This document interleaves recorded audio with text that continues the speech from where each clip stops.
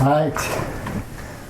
Here with another episode of Live with Greg, and I'm here with Miriam Burke, communications coach. That's right. That's me. All right. So, to dive into it, what do you think is one of the primary habits you come across that in my field? Yeah, that creates communication breakdown? Wait, before we do that, what would you define as communication breakdown? So, to explain that, I will actually answer your question first because I think it will help. And so the number one issue that I encounter in communication, miscommunication, conflict is the appearance that communication actually happened. Right? So communication is a two-way road action. I talk, you listen, you talk, I listen. And when there's miscommunication, that means that you are talking and I'm really not listening. And what I'm doing is I'm creating these stories in my head. So I'm waiting, or maybe I'm not even waiting for certain words or certain body language coming from you. But as soon as certain words are mentioned, I start creating a story in my head. Oh, there he goes again. I knew he was going to talk about that. Oh, and next he's going to say this, this, and that. He's always like this. We create this communication. I'm not really listening to what you were saying. So I'm not really in the present moment. Now I'm going in my head, going back to something that happened in the past, creating a story that is happening in the present and that will take us to a future. And I already know what that's going to be. And that happens really fast. It's really amazing how this process happens in our brain. But that's exactly what happens. When there's a communication breakdown, we are not listening to what the other person is saying. We are creating a story of what we believe the other person is saying. So then to answer your question, what is a communication breakdown? It's when communication is not really happening. There's one person speaking and the other person is creating a story of their own. Do you think trigger words are immediately put someone in their head and that's exactly all of a what sudden it their is. story? Yeah, that's exactly what happens. So we as individuals, we are very different from one another. And that's due to two things. One is our biology, how we were wired from the moment of conception, right? That we can't change. That's called our true essence, our core or natural essence, our true essence. And second is the environment, how we were raised, what people did around us, what kind of defense mechanisms we developed as we were growing up to protect ourselves, to make other people happy, to grow, develop, and thrive in the world that we were raised in. And we keep developing and strengthening those behaviors as we grow older. And then what happens is we start developing and picking up on triggers that we pick up from our conversation on remembering things from the past. So as I'm talking to you, you may move your body in a way that I remember you moved before in the past and created this kind of reaction from you or from me, or created this kind of piece of conversation. And that body movement or some words that you might bring up take me back to the past, remind me of what happened in the past. It triggers that communication breakdown. Exactly. So do you have tools like road signs where you're able to bring consciousness to, oh, I've gone into my head? Yes, self-awareness. That's the first step. So when I work with people, the first thing that we do is understand our personality type. So we do a personality typing test. I personally use the Enneagram. I used Myers-Briggs and DISC before, like 15 years ago, and when I came across the Enneagram, I just found that it was a tool that gave me more input into more aspects and areas of the human nature. So that's what I use. So I start there. And that gives me an indication of how you were wired, first and foremost. So I see the biological, physiological part of your brain. I see how you were wired, first and foremost, because we can't change that. But from that piece of information, I now know what kinds of triggers you have and what kind of behaviors you usually develop. So then the second part is identifying those triggers. So we go through a process of where you're going to be journaling for a while, and it's on Google Docs, for instance, where you're going to share that with me. But you learn to become aware of every time that someone says or does something, or a place, or a song, or whatever it is that happens that triggers in you a change in your emotions and your physiology. So that's the first thing. So that's becoming aware of those changes. Because what happens when we have a trigger is you have this trigger, and then you have the thoughts, and then you have the emotions, and then your body immediately responds physically, physiologically to those emotions. So that's your cue to picking up on your triggers. Does that make sense? To make sure that it makes sense. Mm-hmm. So if I notice like I have a pain in my right shoulder blade every time someone says what I think's a Jewish slight. So Jew, be a kike or something like that triggers me. So then I'm up in my head about all this chaos, I'm in a victim mode, Mm-hmm. and I'm like, oh, like my shoulder blade is hurting. Is that what happens to you? No, I'm just making up a... Yeah, so usually you're not going to have a pain on your shoulder blade. So what happens so let's say you were hearing this conversation, you were at a coffee shop, or you were at a bus stop, or wherever it is that you are, and you overhear this conversation and someone used those words. So what happens to you physiologically is a little bit different. You will tense up your face. Your nostrils may flare up if you feel a little disgusted by it. Your stomach gets into a knot.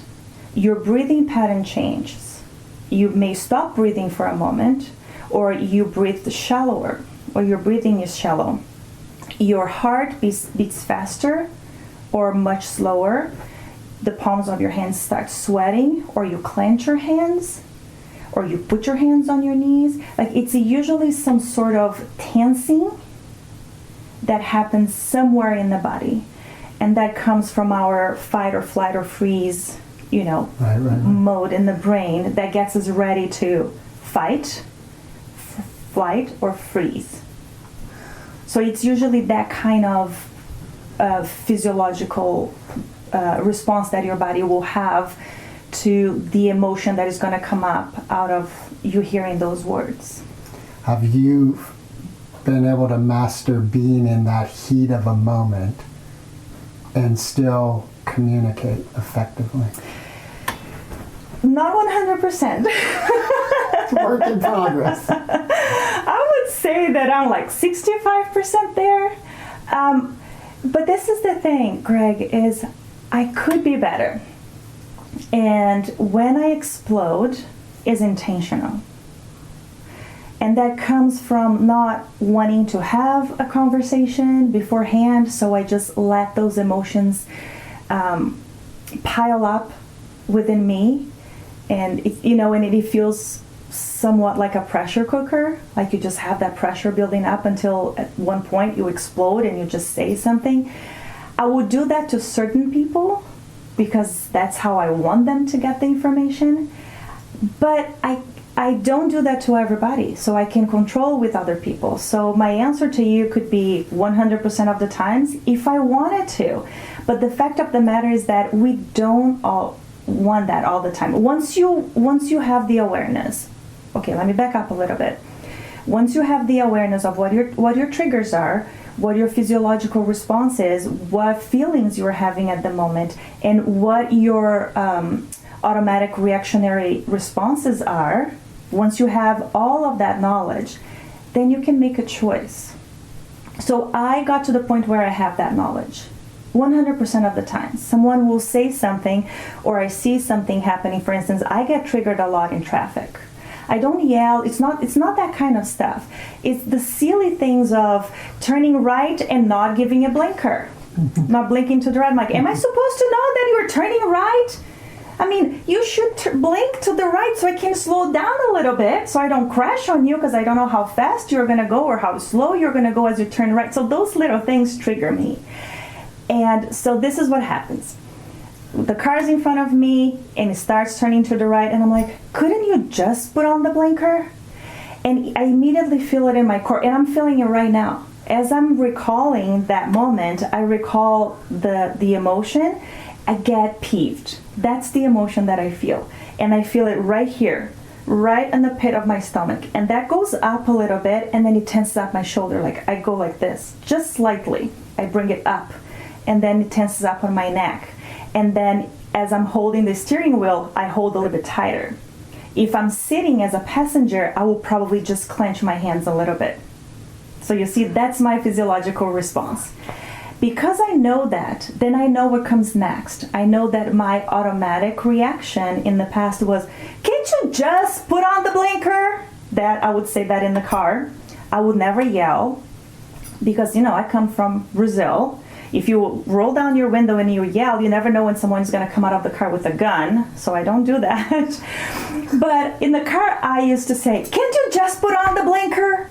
Now I think it in my head. Couldn't you just put on the blinker? I would slow down the car. I wouldn't be so close to you. But I have a choice. I can either say it out loud, or I can say it in my head, or I won't say it at all. I'm just like, yeah, he didn't put on the blinker. Do you think there's any value to, in that moment, doing like the peace mantra we were talking about before starting this? Like, and so instead of saying, couldn't you just put on the blinker, say, I send you light and love. Absolutely. Is there value to that? There is a value to that. So this is the thing about mindfulness. Every time that we take the time to send loving kindness to someone, we are activating a different part of the brain. Right? We are activating the part of the brain that deals with love. If I'm raging, if I'm peeved, if I'm frustrated, if I'm annoyed, that's a different part of the brain. The brain, you don't fire two parts of the brain at the exact same time. You only fire one part at a time. So if I start sending loving kindness to someone, I will immediately stop being peeved, immediately, because now I'm firing up a different part of the brain. So that works 100% of the times. So it is important, but then to get there, you have to develop the habit of sending loving kindness to someone when you get peeved.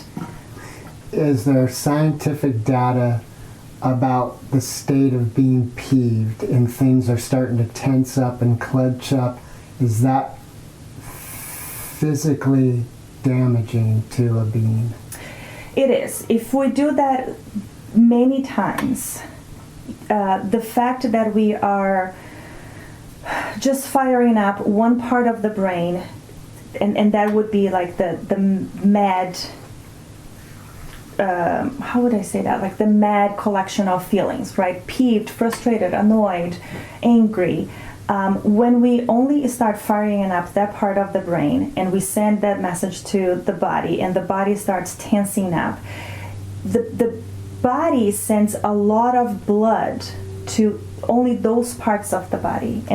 So it would be to the limbs, it would be to the hands, it would be to the feet. It would be a lot to the heart, because if you need to run, then you are prepared. Then the lungs are prepared to breathe a lot too. But then what happens to the other part of the body? Like everything kind of goes dormant. That's not healthy. We need to find balance in our physical body. What about balance in the emotional body? Do you think that there are appropriate times for anger. Yeah, there is. There is. There is appropriate time for anger. There's appropriate time for grief. There's appropriate time for peeve. I don't consider emotions good or bad. They are just information of how we feel at the moment. And I don't think that we should control how we feel. What I believe is that we need to control how we respond to how we feel. It's important to look at how we feel to understand how we are operating in the world. So there is, for me, there is validation to being angry. I mean, yeah, if someone does something to you, that hurts your values deeply, you are going to be angry. You are being directly affected and hurt by someone else. It's okay to be angry. You should be. I mean, if you're not, then I don't know. Maybe you don't have a limbic system, then you're a psychopath or something. I don't know. I mean, it's totally okay and it's totally valid. And you can even just like pick up some plates and throw against the wall, like do whatever you need to do to just release that for the moment. Don't punch anyone, don't punch the wall and hurt your hand. Like that's not healthy. We just need to find a balance into understanding what we feel, understanding why we feel that way. Let ourselves go through that emotion so we can actually build the awareness of how that manifests physically in our bodies. And then choose the response to that. It seems in our conversation about communication, emotions are starting to play a primary role in this conversation. Well, because there can't be communication without emotions. So communication is an emotional action. Yeah. We have every single piece of information that enters into our brain passes through the limbic system, which is right here in the middle, which was the second brain to be developed as we evolved. And the limbic system is what is called the seat of the emotions or the emotional brain. So every single piece of information that comes in through the five senses have an emotion attached to it. The emotion can be strong or can be very, very light, but every piece of information has an emotion. That makes me think, I imagine a Stoic academic lecturing and how it's just an emotionless conversation, and part of the story in my mind is the student goes to sleep. I think that happens, and it's interesting that you said that because my son just started high school and he's going to a school in the city, so he has to take the bus there. Actually, I'm driving him in the morning because he has early morning practice before the buses are running. But he came to me, I think it was either the 4th or 5th week of school. I picked him up from the bus stop, and his reaction was exactly like this. Oh my God, school is so fun. Why is that possible? And I'm like, what? He's like, my school is so fun. Like, my teachers make learning so much fun. And I'm like, okay, tell me more. I'm not there. He said, it's just the way that they talk to us, Mom. Like, they are part of that learning process. They don't just give us a lecture as if they've been doing this for 15 years and they are so damn tired of talking that way. That is where I want to get. When people just stand there and they give a lecture in this very monotone way, it just became part of their routine. They are not even emotionally involved with that conversation. So that is not really even a conversation. They are just spitting out all of this knowledge that the students are supposed to acquire. And there's actually there is emotion to it, and it could be boredom. There is emotion. Like I said, there's an emotion in everything, but it's not going to be an emotion that is going to make the students be engaged. So when you were talking about those kinds of lectures, these people have been doing those lectures forever. They are not motivated in engaging the audience, so they are not attaching motivational emotions to the way that they talk.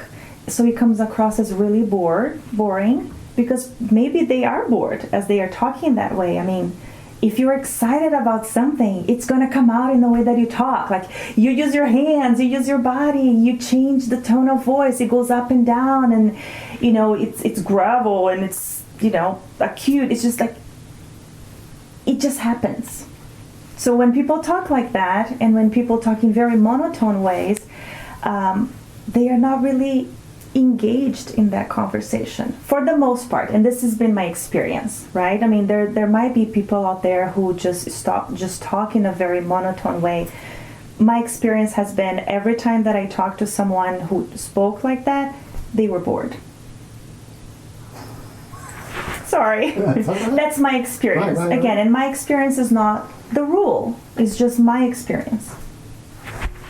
In your experience, right? Have you found that your relationships with your immediate family members have grown closer, stronger, due to your continual practice of the knowledge you are gaining as a communicator? And developing more awareness and mindfulness to being in the present moment? Yes, it has. I have a very good relationship with my children, very close. They tell me everything. And it doesn't even come across, certain, my daughter just turned 13, my son is 14 and a half, so they are both teenagers. And none of them are ever embarrassed of talking about the changes that are happening in them, to them and around them. I have a very good relationship with my siblings. My parents passed away. I have a very good relationship with my husband. And I have a very good, intimate relationship with my closest friends. Intimate in a way that we can talk about anything and they know there's not going to be any judgment in my part. That doesn't mean that I'm 100% like that all the time. It's coming across like I'm totally in control of everything. I'm the best person ever. No, I have emotions. I do explode with my kids, and I don't explode with my siblings anymore. Like, I made a conscious decision to. My siblings live in Brazil. I live here. I don't get to see them all the time. So when we have any interactions, I choose to totally forgo and oversee whatever it is that bothers me, and pay attention to what else is good in that moment, because I know I don't have those moments very often. That's another great question I thought of. Okay. All right. If I were to say something now that triggered you, so now you're upset. Yeah. Whose responsibility is it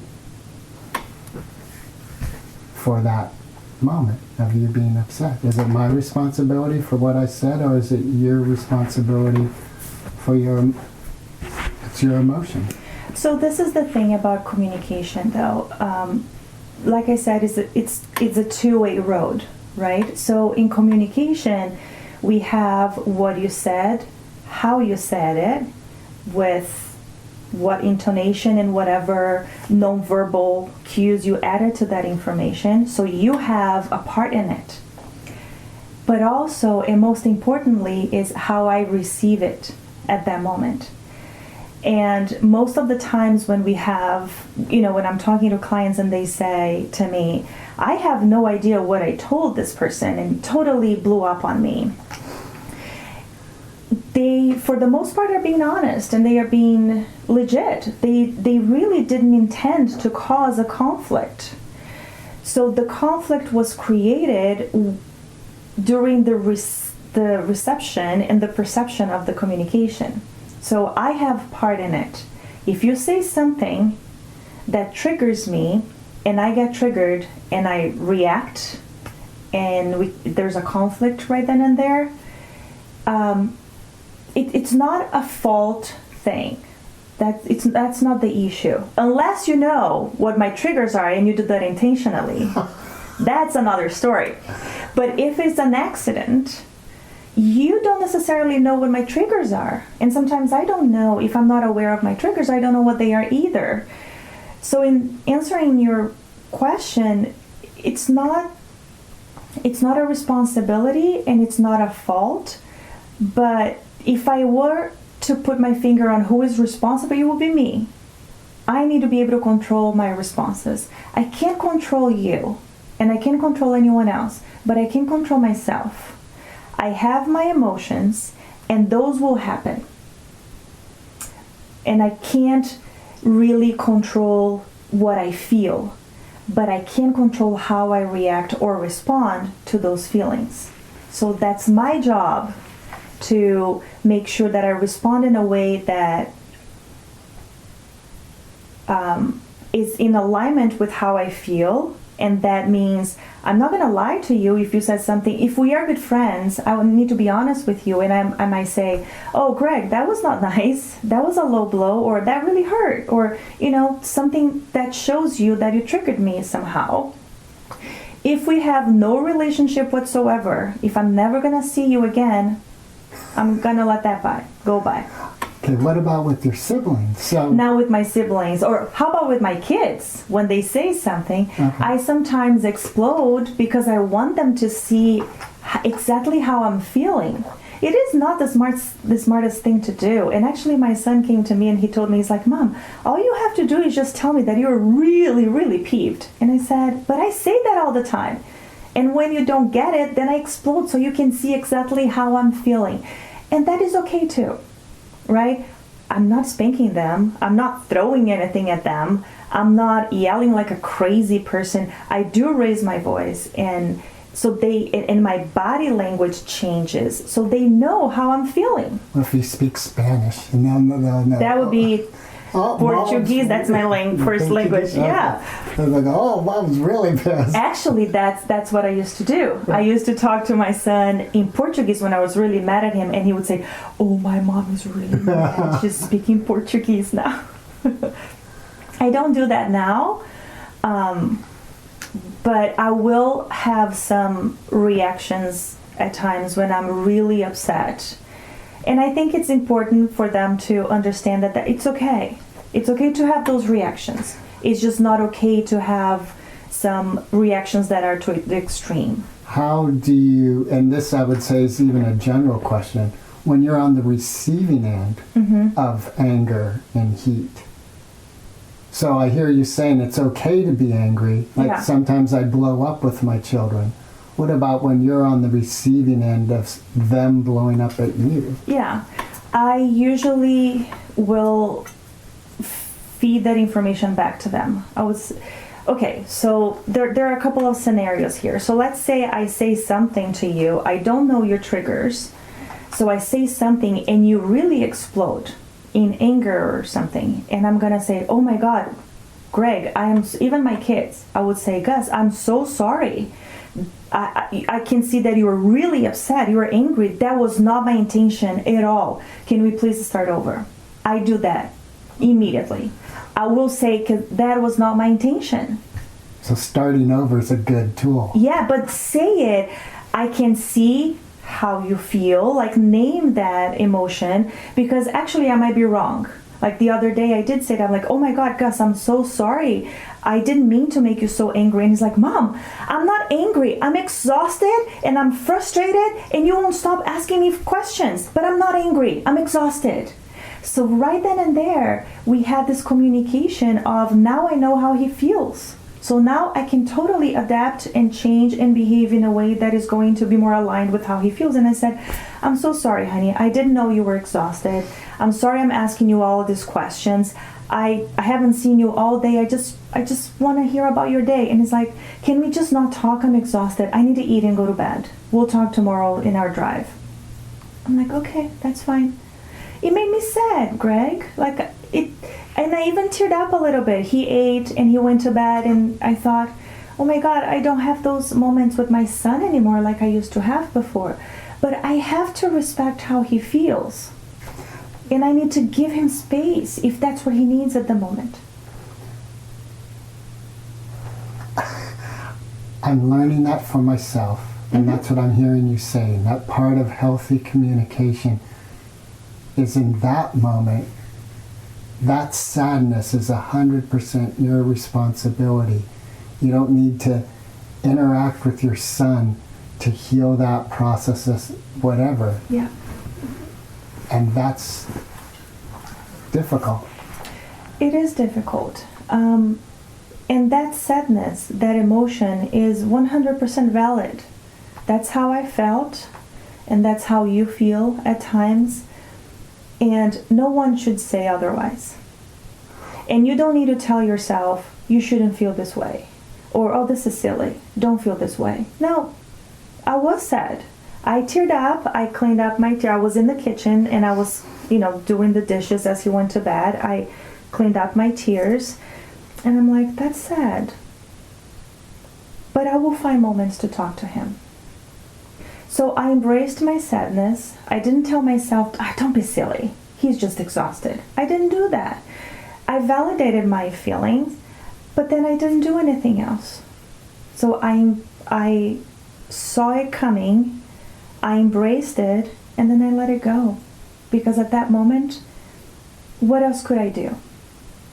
If I try to talk to him, I would make things worse. If I talked myself out of it, I would make things worse for me. Because now I'm not validating something that is real, that is right there. So that would maybe come up in the middle of the night and wake me up. And maybe I would start creating stories. Oh my God, my son doesn't like me anymore. Oh my God, what's going on? Or what did I say that made him so upset at me? And those stories that we create are usually 99.9% wrong. But then we jump into that train and we just keep going faster and faster, just like the Japanese bullet train. And it takes us to nowhere fast. Like, really. And that's not good. So embrace the sadness. Accept that you're feeling that way. There's nothing to be done at that moment. And then let it go. Have you had experience with a client that was in a state of manic or madness where there's obviously feelings and emotions? Well, here, so I guess I would ask, in the realm of communication, just as earlier I asked what is the definition of communication breakdown, what would you define as a manic state or a state of madness? So I'm recalling my clients, and there's actually one client that comes to mind immediately. This client was having really hard time at the workplace and at home because this client was getting into a manic space. And I would define that as being fixated into what's going wrong. And the right word is not coming to my mind right now. It's when you go around and around and around like you are in a hamster wheel, but you get fixated in everything that what the other person is doing, and you just can't get out of this hamster wheel of emotions and what the person did and what the person said, and you put yourself in a situation where you're right. And the more you think about the story, the more right you are, if that's even a correct English. And the person is getting more and more wrong. And you are increasing that story and just adding pieces of, oh my God, now I remember that day when she said that or when he did that. Oh, it probably is because of this. Oh, I can't believe he would do something like this. I can't believe she would do something like that to me. I have been nice to her. You get, what is the word? When you, Fixated? Yeah, it's another word for that. We need a thesaurus. Where's my phone? It's when you are fixated on something and you can't think of anything else. You're just thinking about that day in and day out. So this client came to me after being in this kind of professional relationship for 3 years. This client was ready to quit, but this client had a very good position. It was good financially and personally and professionally for this person's ego. It was really good. This person worked really hard to be where this person was. So the client came to me and said, I'm about to walk out. So this is my last shot. I need to figure out a way to have a better work relationship with this person and this person and this person, and this is affecting my life at home, so I need to also have a better relationship with my spouse because it's affecting everything. We worked for a year on that, and the first step that we did was really addressing the personality type and picking up on the triggers. And what I have to do when I work with a client like that, it's really walk backwards and assess and analyze your behavior, your words, not in a faulty kind of way, oh, it was your fault, but understanding that we all have a part in the communication. We all have a part in the outcome of the communication. We all have a part in the conflict. We all have a part in the success.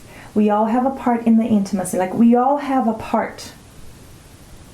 Whether we respond with words, whether we respond with non-verbal communication, like gestures or sounds or body language, whether we don't respond altogether, whether we avoid, whether we fight, like whatever it is that we do, however way we respond to the information that was sent to us, we have a part in it, because our response or what we do has a direct effect on the other person. So it's a cycle. So did this client, at the end of the year, were they able to transform their relationship? So at the end of the year, they were having a better relationship. It was on a professional level still, but they were able to be in meetings together, work on projects together, agree to each other. And when they disagreed, they were able to explain why they disagreed. We went through a lot of tools such as creating pool of information, parking lot. When something doesn't work, let's put that information over there. I use Post-its that you can see. I have Post-its everywhere. So my clients use that too. Like when we do meetings, I think it's really important to move the information around. We are working again this year, and I am happy to say they moved on into a personal level. They are now sharing personal information. They even got into sharing very personal information about each other that they haven't in 4 years. So this is going to be the 5th year. So yes, we reached that point where professional relationship has been established and is good. So now on the personal level, they are rebuilding their trust, which will rebuild their rapport. And now they're going to become more collaborative, more cooperative, more creative, more effective. I mean, whatever products will come from these people is just going to be amazing from now on. You mentioned at the beginning you use an Enneagram. Yeah. Which I imagine that's how you started with this particular client. With everybody, yeah. But okay. So, with this particular client, I don't yes. know what an Enneagram is. So an Enneagram is a personality typing tool. It's a test that you take. You answer for this particular test, and the company that I use, there's 147 questions, right? So there is a software, and according to your answers, it takes you to different paths. And at the end, it gives you a roadmap of your personality type. The Enneagram in itself is a figure. It's a circle with 9 numbers on it. So the Enneagram says that we have 9 main personality types, but the numbers are all connected by lines. So you have your main personality type, that is your true essence. That's how your brain was hardwired when you were born. That's what you were born with. And those traits are shown when we are babies. Like, we see exactly how your personality type is through the babies. That's when you have the purest of your essence, is when you were babies. So like with this one client that we've been talking about, even though this individual was in a manic state, which I still can't remember the word I want to use. It will come up to me. Okay. But you were able to see a purity of personality that came through, even though there's this big, thick, manic Yeah. I could see that. I did. And I gotta say, she had built a wall so thick that it was like bulletproof. It took a long time for her to trust me and to share very personal, intimate details of her being, her nature. And when I say a long time, I mean few sessions, because usually people open up to me first time that we start talking, because they feel that there's this trust, they can talk to me. There's a rapport that is built right then and there too. But for her, it took few sessions for her to start opening up. But the test gives me a roadmap, because I've been using this test for 15, 20 years now. I've been using the Enneagram. So when you get the results of this test, so it tells me what Enneagram type you are. So for instance, I'm a 2. The 2 is the giver, the helper. And my core essence is giving to everybody and loving everybody, because everyone is worth of love, right? So that's my true essence. As we grow older, so me as a little girl, I was very loving. But the environment around me and the parents who surrounded me made me look at the world as if, okay, in order for me to be loved, I need to show these people that I love them, and I need to convince them that they need me and they need my love. So I start creating and developing habits and behaviors as a little girl that becomes a people pleaser. The other side of the coin, and the negative side of the coin, is that when I'm not praised for being an amazing, loving friend, I don't feel loved, and I feel that you don't like me anymore. And oh my God, what do I have to do for you to like me? Because I just want to be loved. I want to be needed. That's really important to me. That's part of my essence. So I move from there. And from that point on, we understand the triggers. So when you say something that affects my values, and in the sense of I'm important, I am valuable so I'm important to other people, I'm valuable to other people, I'm a catalyst of change to other people. If you attack one of these values that I have, that triggers me.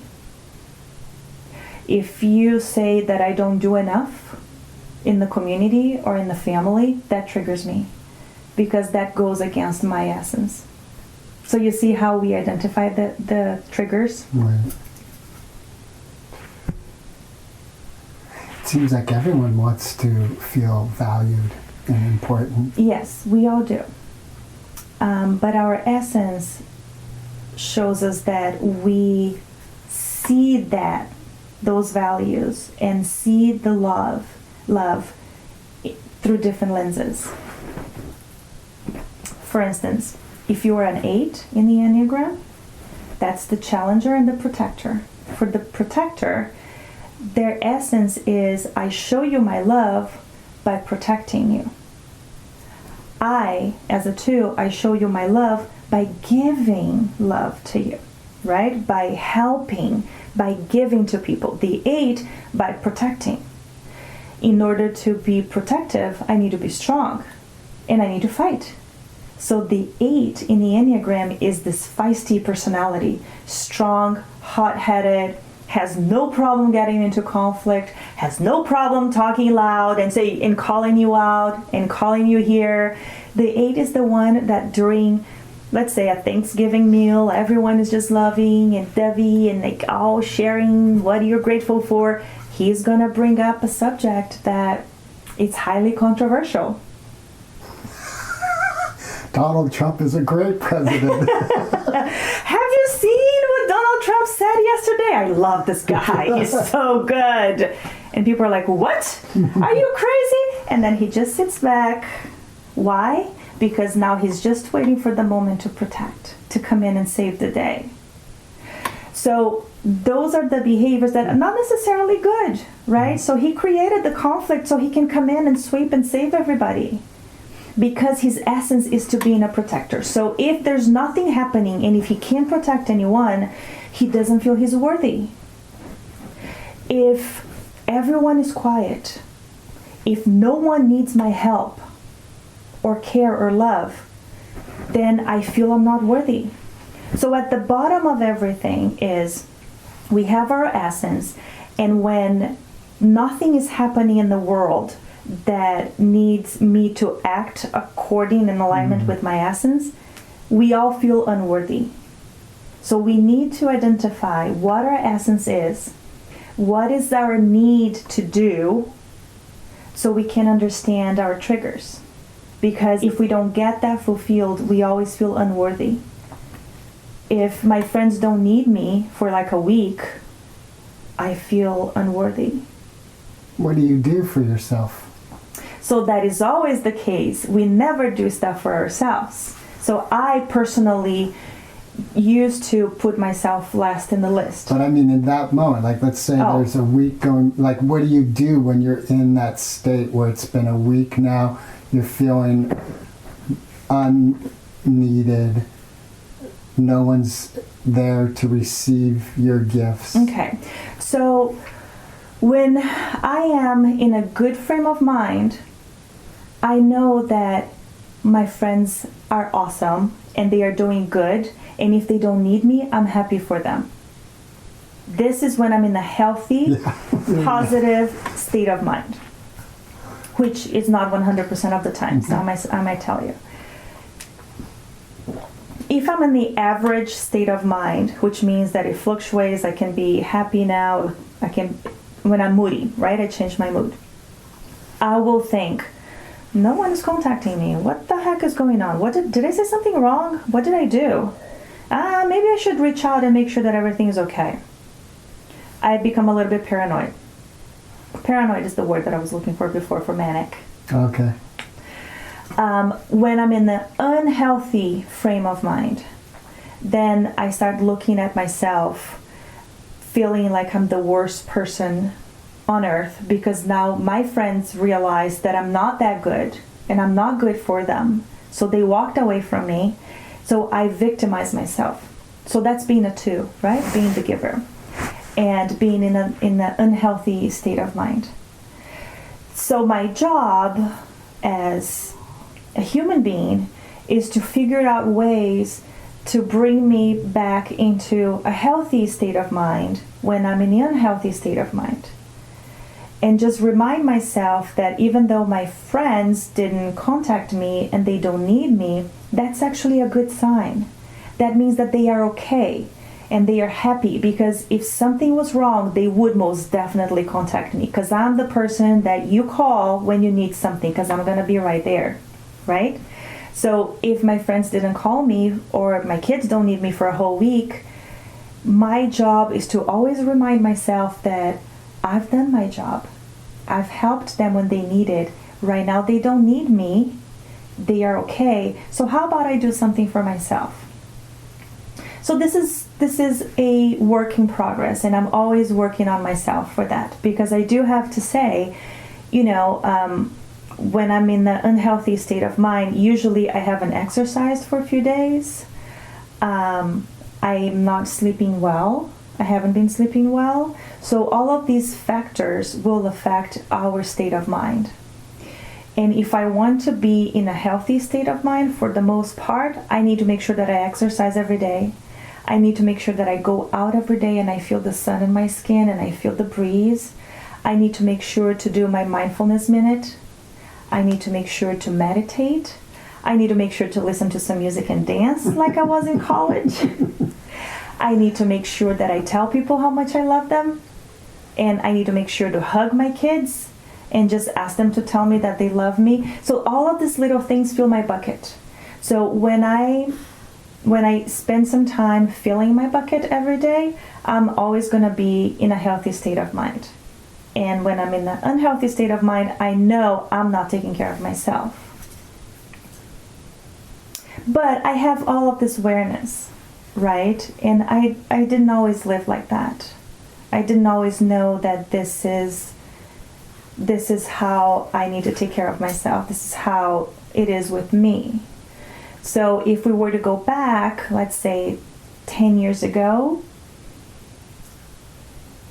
yeah, I think 10 years, no, what, my kid was 3, let's say 7 years ago, when I was, let's say 2010, that's 9 years ago, my mom passed away. My son had a pneumonia, a very serious case. So I go to Brazil, my mom is dying, and then I get a call that my son has pneumonia. My mom dies. I need to help my dad, who is so distraught because they've been married for 36 years. They've been together. They were each other's best friend, each other's lovers. So now he's distraught. Like, how is his life going to be without her? And I have to come back, and he doesn't want to come back with me. So now I leave part of my heart there. Well, how am I going to do this? And I get here, my son is so sick. I need to take him to the hospital, and he stays hospitalized for 15 days. So you can see how during that time, I did not fill my bucket at all. But going through the crises, we just put on an armor and we just do what needs to be done. And I'm a mom, and I stayed in the hospital for 5 days. I didn't come home for 1 minute until the doctor said, your son is out of danger. Because there's a lot that happened there. He was in much more serious condition than everyone thought. So as soon as the doctor said, I hear air coming through the left lung. So now I know he's going to be okay. That was the first time that I came home and I took a shower. I showered there. Don't get me wrong. I wasn't stinky. They actually gave me some scrubs. They brought me a bunch of stuff, but I brought some. John brought me some clothes from home, and but it was a month after that when my son now is good. He's getting healthy. My dad I know that now he's been taken care of by my sister. She moved in with him, and her family moved in with him. So now he has kids around. He has my sister, my brother-in-law. So I knew that would fill up some of the emptiness in his heart. So now I'm feeling okay. And then I crash, right? So I get upset, I get frustrated, I get resentful because now I haven't filled up my bucket. And for months and months and months, I am extremely resentful of people around me. How come no one helps me? How come no one cleans up the kitchen for me? How come no one's make me some lunch? And I'm looking for every little thing that is going to just fire up my resentment and put me into a victim mode and just complain about everyone around me. How come I'm such a good friend and such a good person and I always help everybody and no one thinks of taking care of me in a moment like this? Even though people are doing things for me. But I was in such an unhealthy state of mind that I couldn't even think of anything else outside me being in that victim mode and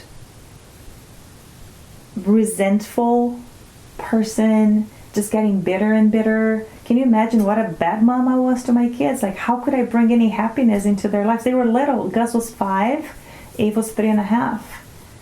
I have to play with them. And I remember sitting down and playing Legos and stuff and thinking, oh my God, can you just be done already? I don't want to do this. This is ridiculous. I have to read another book. Seriously, just go to sleep. That is a very unhealthy state of mind, and that's the state of mind that I was in. And it took me a long time to get out of there. I didn't have the right tools. At that moment, when all of that happened, I wasn't working with clients in the level that I'm working right now. I actually was an attorney at the time, a divorce attorney, so I was in a very different environment, and things happening around me were very different. As a divorce attorney, I was also new, so I was a rookie. I didn't ever think to use personality type to help my clients. I didn't do that. I did that before when I was a community manager in the tech industry and I managed 150 translators.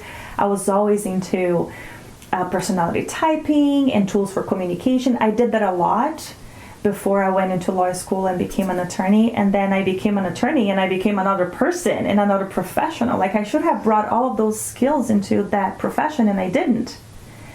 So when I got into this very unhealthy state of mind, I was a wreck. I was not a nice person to be around. Looking back now, I'm like, I felt sorry for myself.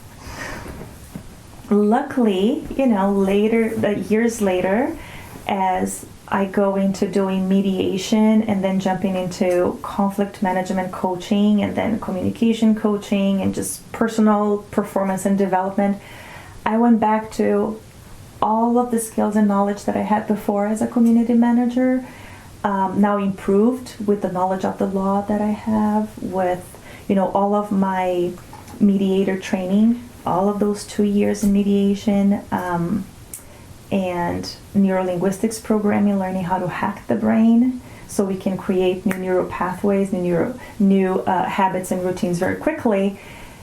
Then I started looking at myself and I'm like, I don't want to feel this way. I don't want to behave this way. I don't want to be that person.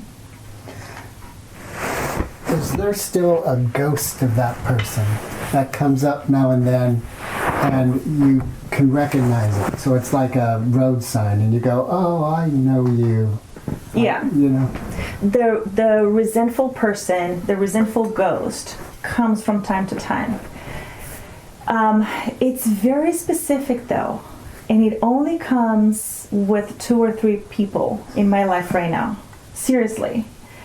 I have exercised that ghost so well that it's really, really rare that I feel resentful of someone.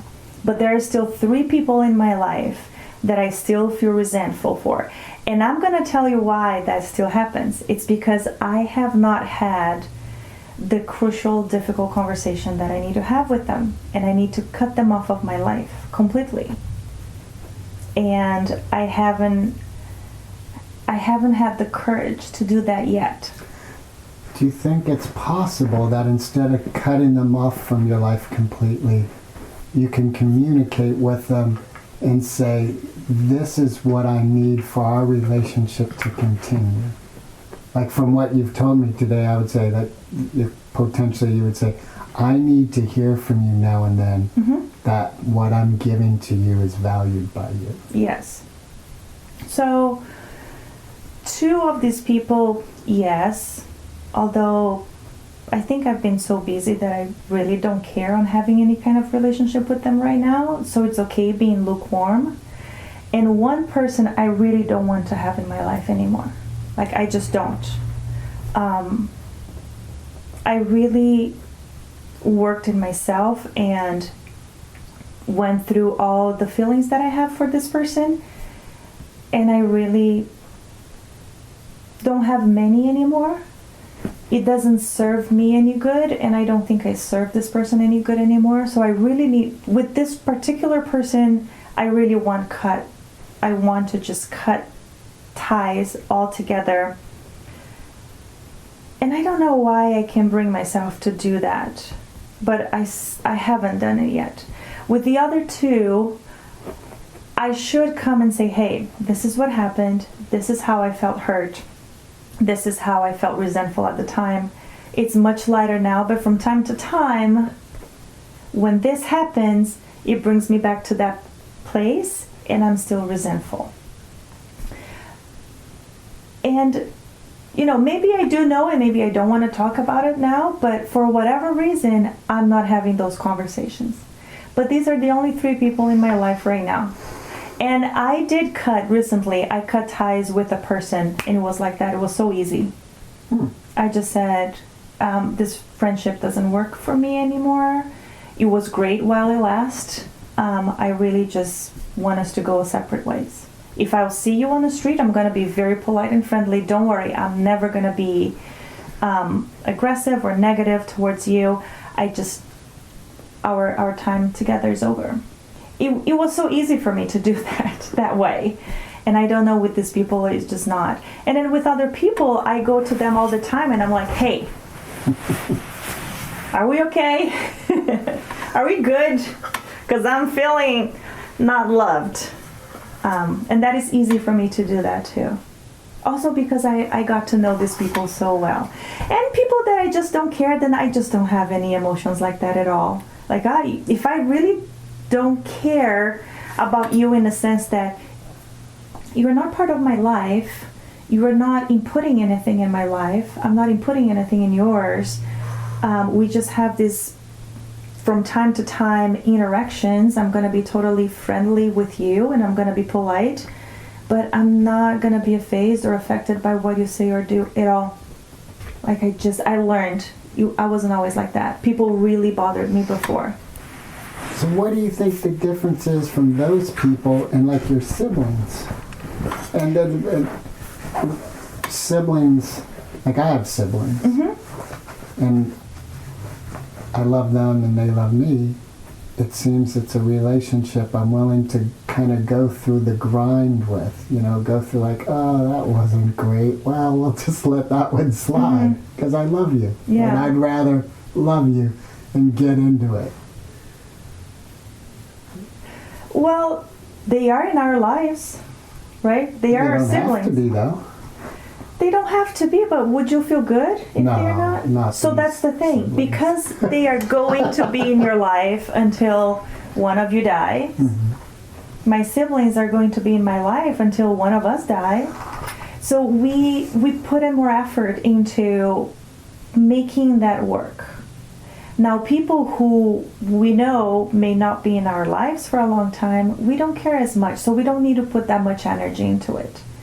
Because there's a lot going on in our lives, and we just have a certain amount of energy per day to put out until we start burning the candle, right? On both ends. All right, so the three people that you mentioned where you believe it would be wise if they were just no longer a part of your life. Yeah. So one, it's not really that close or important in my life at all. It doesn't make a dent at all in my life. So that one is easy to cut. But for whatever reason, I haven't said anything. I think that I'm avoiding and just hoping that the person will just walk away so I don't have to spend any energy on that. But I should just cut. The second person is someone who I actually really cared for a long time. So it was really important to me. Our friendship was really important to me. And things just change in life. We change. We evolve. We meet new people. And that's how it goes. And I accept that. But I got resentful of how it went down. It could have been a little bit smoother, according to my perspective. So that one is a little bit more difficult because I know that this other person doesn't see the situation how I see it. Now, the third person is someone who is very much in my life. Like it's active and it's a part of my life. And I don't want it to be anymore. So that makes it more difficult. There's a lot of history there. There's a lot of emotions. There's a lot of people involved. That's what I wonder if, this may be a trigger word, but the semantics may not match. But ostracizing, is there potentially a different choice that could happen through communication so this person can remain in your life and the relationship is transformed? Kind of like your client that you mentioned earlier, who now is having a personal relationship in what was 4 years ago a So war. Greg, this is the thing. I didn't want to say that because then it comes across like I'm a mean person. I just don't want any of these people in my life, period. There you go. So you're That's clear. the bottom line. And that's okay. It's okay to say. The truth is, if I wanted, I would have had the conversations. Because yes, I would do the work in myself, and I would do the work in our relationship so we could have some level of relationship. Me, myself, and I right now want 0 level of relationship with these 3 people. 0. I want nothing to do with them anymore. That's the truth. And that's why I'm not doing any work on it. And I'm avoiding it because two of the conversations are going to be very emotional, and they are going to require a lot of my emotional energy. And I'm really investing my energy into something else right now. I'm growing my business, and I'm really investing in my relationship with my kids, who I'm seeing very, very little now. My 8th grade daughter, who all she cares about is her friends. My high school, freshman son, who is in the city, and he comes home at 8:30. Like, so I drive him at 5:15 every morning, and I see him at 8:30. He still wants to be in my life. He still wants to hang out with me, contrary to my daughter. But so like I'm investing my energy right now, at least for all these months, in my business, which is growing, and it's growing well, and I'm being helping so many people. I'm reaching so many people. I'm doing an amazing work that makes me feel so fulfilled and so happy, and just like another person that I touched, another relationship that I helped improve. That is important to me, and I'm putting all my energy into that. I'm also putting my energy into just living the life, the schedule of my kids, and being with them as much as I can. And I'm also putting energy into my health, my physical, my mental, my spiritual health. And that to me is all I can give. So I don't want to give any, and I don't want to put any energy into dealing with these people right now. So that's the truth. So here's what I wonder is, are these 3 people like a slow leak in a tire, that if it's not addressed, you're going to have a flat tire? Or are they truly just non-issues right now? No, they are a leak in a tire, because they are still there. No matter what I say, there's a reason why I'm avoiding it. I'm avoiding dealing with them. Right. And if I'm avoiding, it's because there are some emotions in it. Yeah. And I just don't want to deal with them right now. Right. Even when I say, there's this one person, I couldn't care less of cutting her off my life. I have no emotions for her. That's not true. Because if this was true, I would have said, hey, we had a great run like I did before. Sayonara. I wouldn't even come up. Wouldn't even be a... No. Wow, So, good luck with that. I know, right? I will handle them. This is the thing, though. I'm not going to avoid forever. I am, like I said, and I'm doing all of this with a lot of awareness. I'm putting my energy into these 3 things right now, which are really important to me, and I want to just create momentum and just throw them in the train and let it go. But eventually I will have to address these relationships, because actually it's not even healthy what I'm doing. Because from time to time that comes up in my mind, and I think about that. And how are these people feeling, that I'm not present there? So they have their emotions too. With any one of these 3 individuals, if their life ended right now, would you have any regret that you didn't deal with this? Oh my God, Greg, don't ask that. That's a hard question. Yes. You would? Mm-hmm. Well, then I encourage you to... There you go. There you were telling the communications coach to go have the communication she needs to have. What I've learned in life is sometimes a letter is a wonderful way to communicate a hard communication, because it allows me to write something and go, oh wait, I don't really want to say that. It also allows the person who's reading it to sit with it before they engage with me. That is true. And 2 of those people, I can actually just do that. I can send them a note. That one person has to be face to face. And you're right. Like, now that you ask this question, now that's going to be weighing so heavy on me, Greg, and I didn't want to have to think about that right now. Seriously, why did you bring that up? You brought it up. But you posed the question. Seriously? I guess it's time. That's going to wake me up in the middle of the night. Well, until I get it done. Letters, you can write the 2 letters. I will write the letters today. I will write both letters today. Yeah. And I will give myself a date to talk to the other person. It's a great idea. All right, those are my to-dos for today. They are very important. Yes, thank you. See? Cheers to that. I appreciate it. I really do. It's living and learning. You see why I love what I do? I gotta tell you, I always learn at least one thing when I'm engaging with my clients.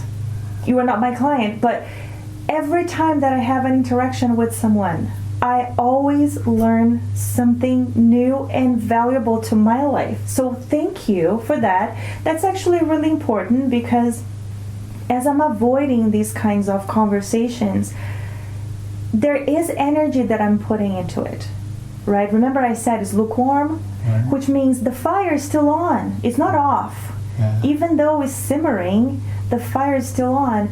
So that means, it just gets me thinking now, that I don't have 1/3 energy into my business, 1/3 energy into my kids, and 1/3 energy into myself. Right. So where am I depleting myself from? Where am I taking that from to maintain those relationships in lukewarm? It's probably myself. So I'm not giving myself all the energy that I could give, Yeah. which now I can see exactly. I'm not exercising every day. And I'm not meditating every day. So there, because I need to put energy into other things. That is awesome. Actually, I'm going to use that in my coaching too. I'm going to use that question. That is such a powerful question. Thank you. You Yeah. make my dad. Was there anything else? No, I think that's it. What about you? Are you having the conversations you need to have? I think so. Yeah. Are you saying everything you need to say? If you die tomorrow, if those people I'd be die good. tomorrow, you'll be good? Yeah. That's awesome. Yeah, there's no one in my life that if any one of us passed away right now, I'd have any regrets with. That's good. And what are you doing for yourself? Keeping the gun in the drawer. What does that mean? I'm not going to shoot myself today. Oh no. How about if we take the gun out and just give it to the police, give it away and find something else? Working on it. You're right. All right. That's good. This is awesome. I know. All right. Thank you. Well, thank you very much. For you.